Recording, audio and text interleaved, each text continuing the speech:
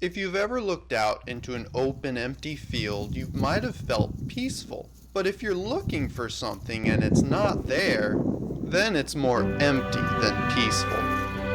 Boys and girls, sometimes we feel empty, don't we? We're unhappy. Maybe we're looking for something, trying to find something or get something, but we just are unhappy. We need to look in the right place if we get unhappy. Today we're going to look at how we can be happy, how we don't have to feel so empty. David here is going to show us from the Bible what God says is one way that we can be happy. So let's grab our Bible, listen closely, and see what that is.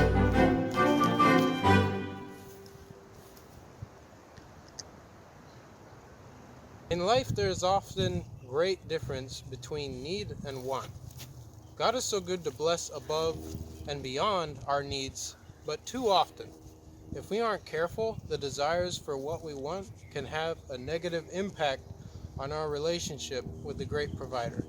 It is also not our position to supervise how, when, and where God answers our prayers for our needs and wants. He has a perfect plan. If we will trust His plan and let Him handle the details, we will be at peace and often blessed beyond measure. We must also be careful about specifying things. God just might let us have that way, and He will let us experience the repercussions for it, or the consequences. God has proven Himself to the Israelites time and time again, and yet they continued to complain. Being in the wilderness, food was not readily available. God knew this. He was the master planner of their exodus. The people became hungry. A beautiful opportunity for God to show His creativity and power.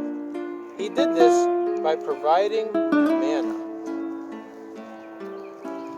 This was not a simple thing, and it maintained their health. It was a picture of Christ, our bread of life, John 6, verses 23 through 35. With this blessed food at their fingertips, they began complaining. They thought back to their life in Egypt and determined they wanted meat instead. And meat they got. God sent quail, and more quail than they knew what to do with. It turned into a lot of work and became quite loathsome to them. Pick up your Bibles and turn to 1 Thessalonians 5:18. In 1 Thessalonians 5:18, we read, "In everything give thanks, for this is the will of God in Christ Jesus concerning you." This will be your daily Bible verse memorization. 1 Thessalonians 5:18. Today we will be learning how to be content with the things that we have. Being thankful. Do you ever feel unhappy or discontent with what you got, like a new toy or a new car, only days after? That's because it's not a physical problem. If it were a physical problem that you weren't thankful for what you have, you would always be happy. But instead, it's a spiritual problem. Being satisfied with what you already have. Thankfulness.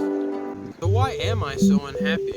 Well, the reason being is because I'm unthankful for the things that I already have. And I covet the things that I don't have. For this reason, I stay unhappy. I stay uncontent. Because I'm not happy with the things that I have. Here's a solution.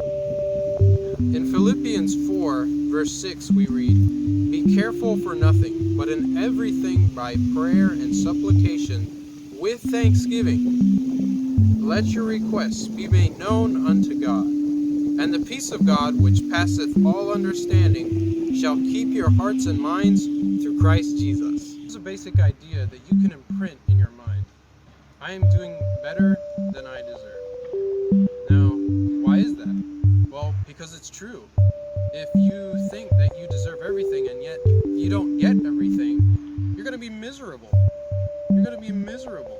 You're never going to be happy because you can't get everything that you think you deserve. What we deserve is death and hell as sinners. That's our punishment. That's what we deserve as sinners. And so those who are always wanting and never giving, those that are always wanting things for themselves and always coveting and never giving, actually find death sooner than other people. So be thankful for the things that you have, and especially the good people in your life. Be thankful for the little blessings as well as the big blessings that God has given to you as free gifts. But above all, thank Him for the greatest gift that was ever given, His death and resurrection for our sins. Before this video ends, I have a final little project for you. I want you to cut strips of paper and then glue them together into a chain. And on these strips of paper, I want you to write down the things that you're thankful for, so that as you pray, you can go down through your chain link and thank God for each one. I thank God, first of all, for my salvation. I thank God for the church that I have, for the good friends that I have, for the leaders that I have. I thank God for the parents that I have that raised me. I thank God for godly friends. I thank God for my job that's close and nearby. I thank God for my family. I thank God for God's word. And then finally, I thank God for you, for those that waited till the end of this video. These are my two brothers, Tony and Jack, and they helped me through the entire video. Every instruction that I gave, they just said, okay, yes, that's fine. And even when I messed with them a little, they still had a good attitude about it. And so what we're going to do is we're going to go in a row. I'll start first, and I'll pray for something that I'm very thankful for. And then Jack will pray, and then Tony will end. And then that'll be the end of this video. And so let's pray. Dear Lord, I thank you for this beautiful day. I thank you for the weather. Lord, I thank you that we can come together as believers to a church without persecution, even in these terrible times during the coronavirus. Lord, that you're in control of all of it. And Lord, you have never abandoned us, and you never will. And I thank you and praise you for your precious word and your encouragement each and every day in our lives and through our pastor. I pray all this in your name. Amen. Thank you for the day. Help us through it. Thank you for everyone that watched this video. Thank you that we got to help David with it. Thank you that we do get to come and still worship. And help us in Jesus' name. Amen. All the people that are out there, I pray for you to save them. I pray that you would help us to winning souls. In Jesus' name, amen. All right, that's the end of this video. Goodbye and God bless you. I hope you've learned